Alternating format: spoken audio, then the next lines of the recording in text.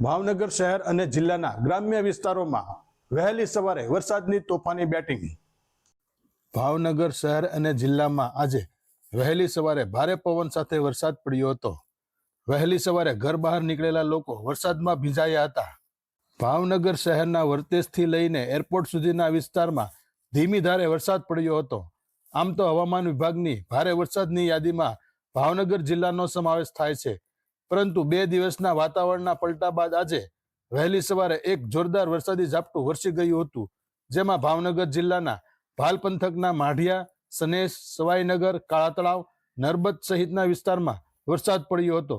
જ્યારે ગ્રામ્ય વિસ્તારમાં નારી, સિત્સર, અકવાડા, અધેવાડા, અવાણિયા સહિતના વિસ્તારમાં પણ વરસાદી ઝાપટું પડ્યું હતું. ઘોઘાના ગ્રામ્ય પંથકમાં વાળુકડ, નાના મોટા ખોખરા, ખરકડી સહિતના વિસ્તારમાં વરસાદ પડ્યો હતો. વહેલી સવારે શહેર અને ગ્રામ્ય વિસ્તારમાં ધીમી ધારે વરસાદ શરૂ થતા વાતાવરણમાં થોડી ઠંડક પ્રસરી હતી.